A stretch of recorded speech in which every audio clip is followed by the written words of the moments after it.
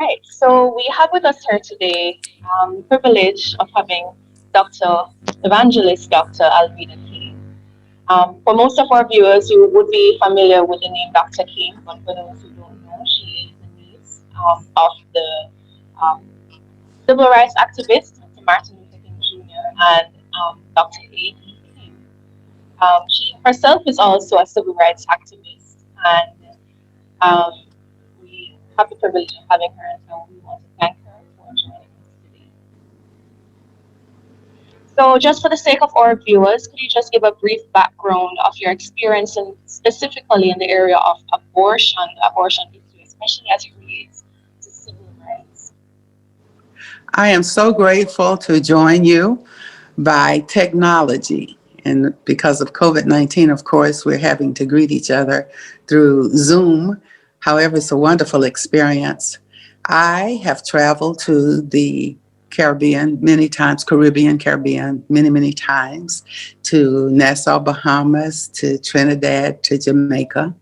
And every time that I've been able to be among the lovely people, I get such a heart and a spirit for life. And I'm very encouraged by that. Usually my visits are either for prayer purposes and or to encourage the people to support sanctity for life.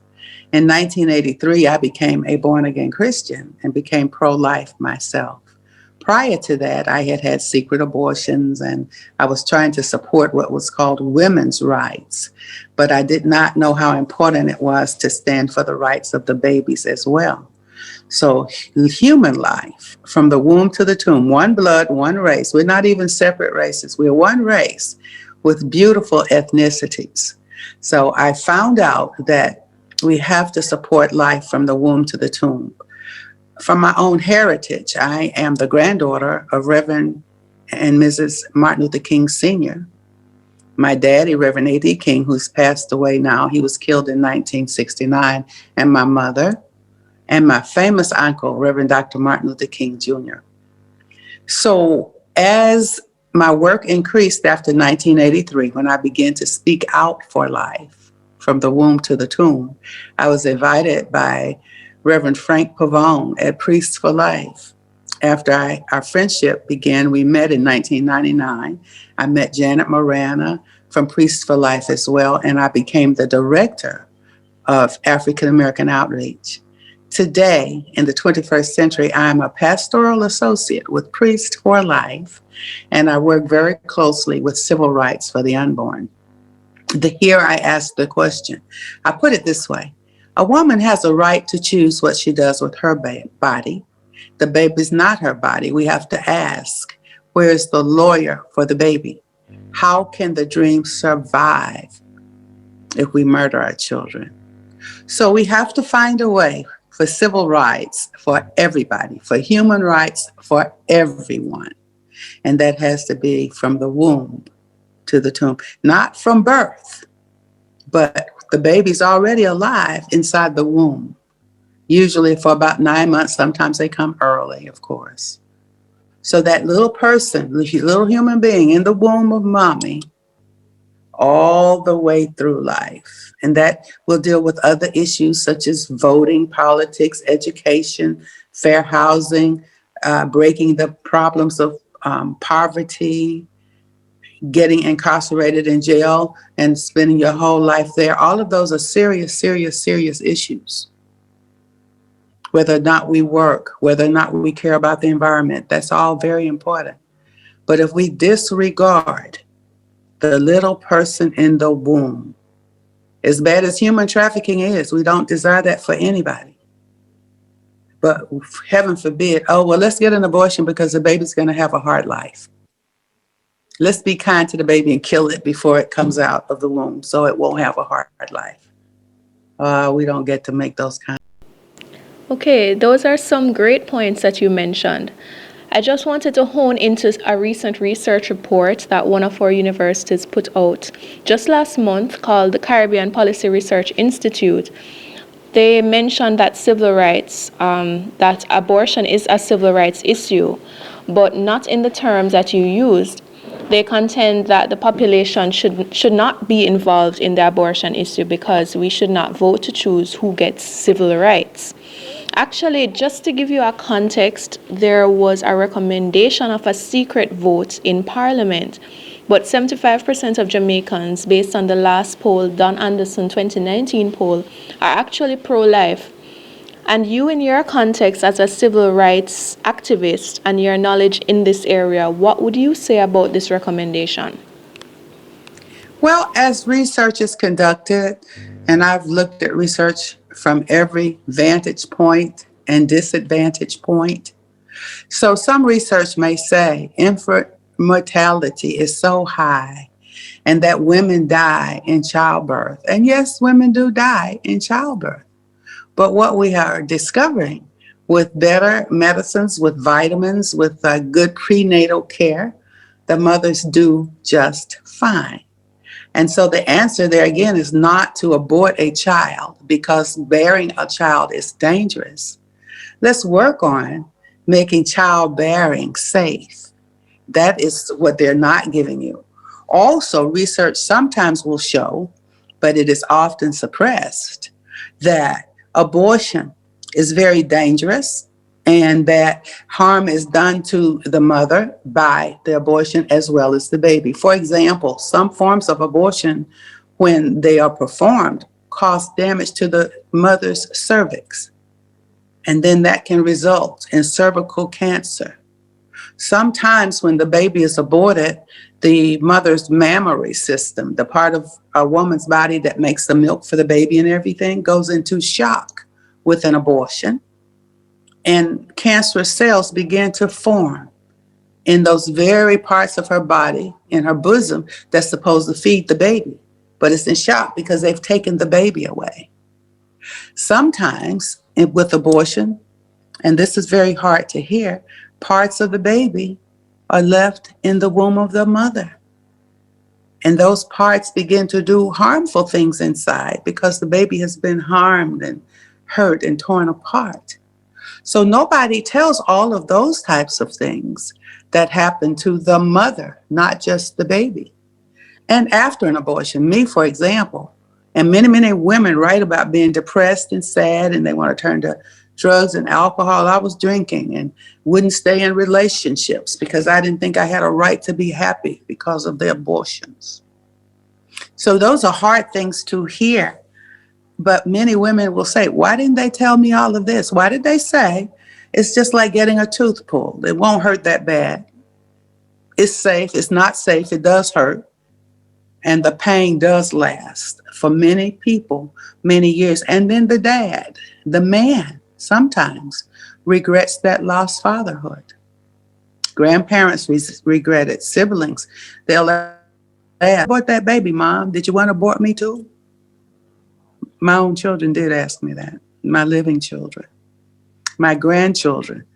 Oh, why did you do that to that little baby? Well, thank God for redemption. I mean, your testimony is so powerful, and God can use your story to help save another life. Yeah. Well, we want to save lives. It's not my intention to make anybody sad or upset by this information, but just to help with the information. We want to get all of the facts and even some of the things that we take to not have babies.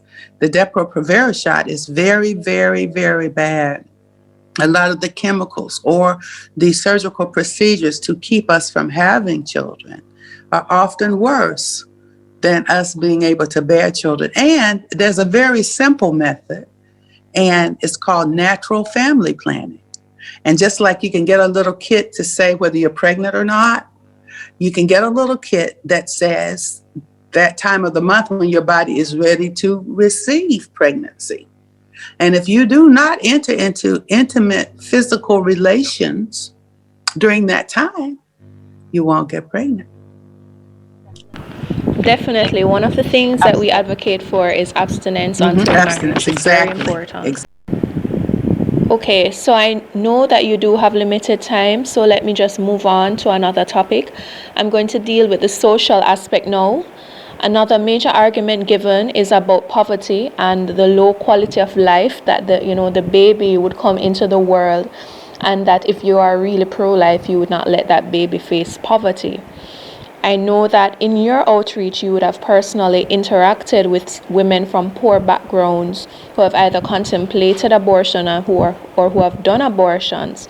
From your experience in outreach, interacting with these people, do you find that those who have done abortions feel empowered? Did abortion really advance the rights of the marginalized and the poor? I know that I've really asked several questions, so My pastor. Let me say it this way. I'll give it just as an example. People say we love each other. I love you. You love me. I want us to be happy. And then people say we love Jesus. Some people love Jesus. And they say, well, we love Jesus. We want to be happy.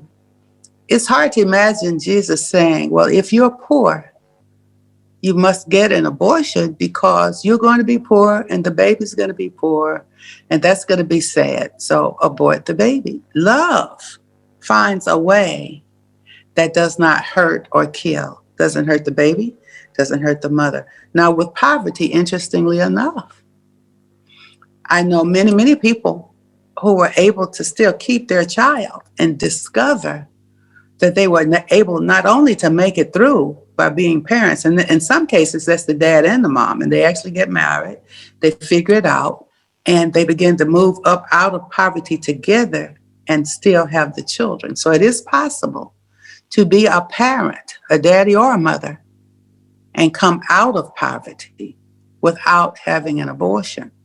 And I just have to put it this way: Jesus fed the poor. Jesus didn't kill the poor. So poverty is not a reason. It's never necessary to have an abortion because you're poor. since entering the pro-life movement, I know that you have done considerable research on the history of the abortion industry. So I was just reading a quote where you said, "Abortion and racism are evil twins, born of the same lie." I just wanted you to elaborate a bit more on this because, just to put this in context, there is a trend where when we speak about the histories and the inconsistencies, persons are quick to say these are conspiracies. Like, where is the resource? Where is the proof of this? Aren't abortionists helping? Could you elaborate a bit more and direct our viewers to where they can read more about the real history of the abortion movement?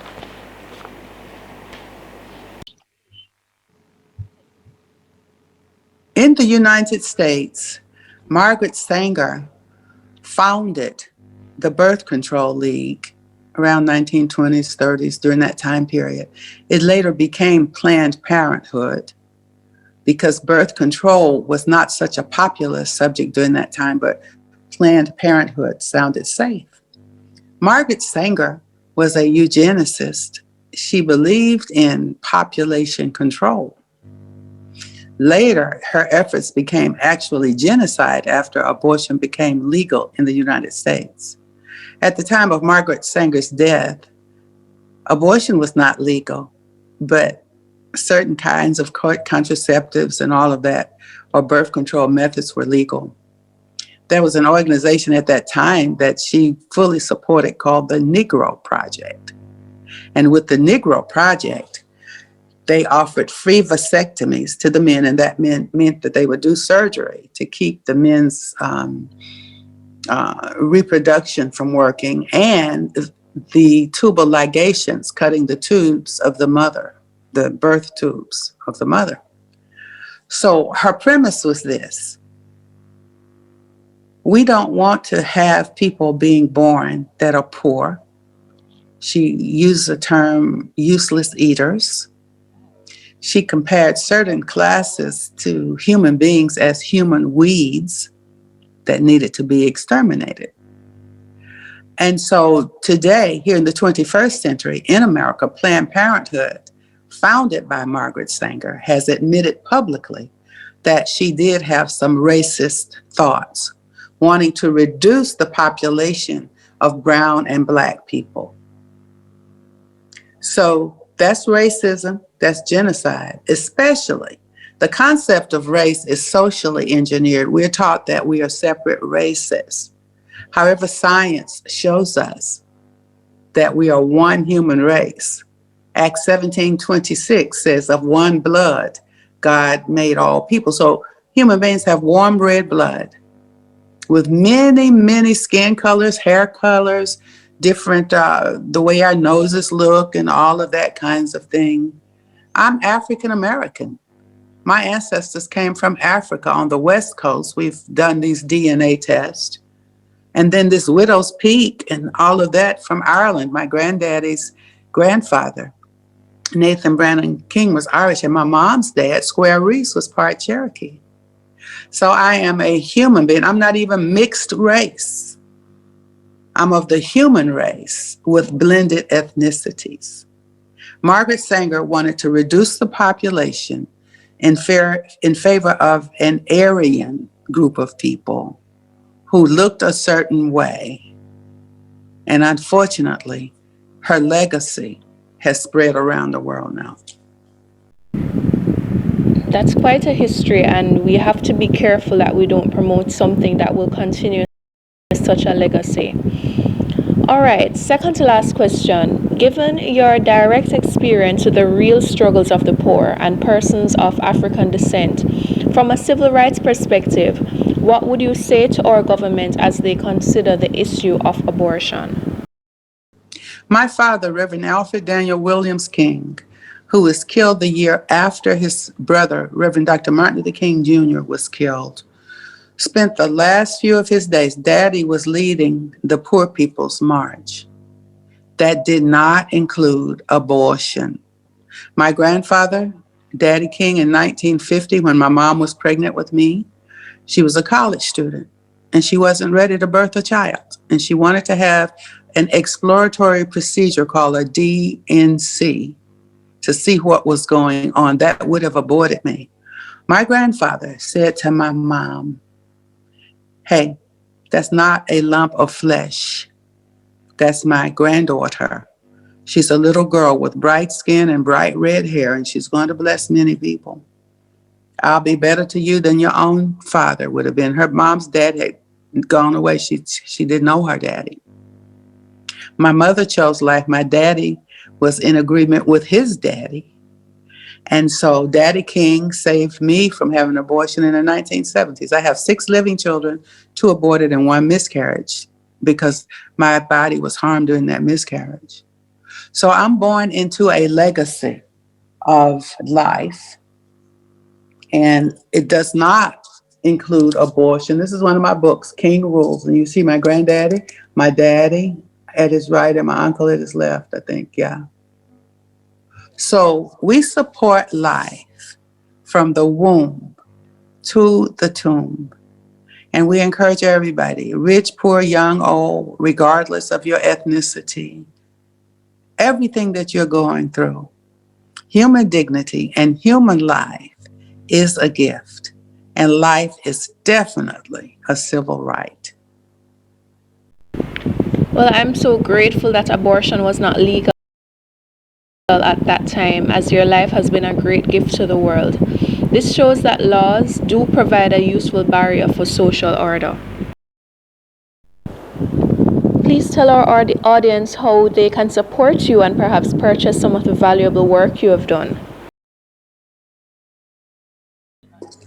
Priestforlife.org. That's at priestforlife.org. And alvedaking.com, and you can find out all about me. And I have a nice TV show, Pro Life Praise, Great. on end abortion. Wow, we are so grateful, and we have the link of your book in our description for our viewers to purchase and to learn more and support you in your pro-life cause. I pray that God will continue to bless your efforts as you stand for life, for the women, for the unborn, and advancing God-given rights. God bless you, and thank you so much.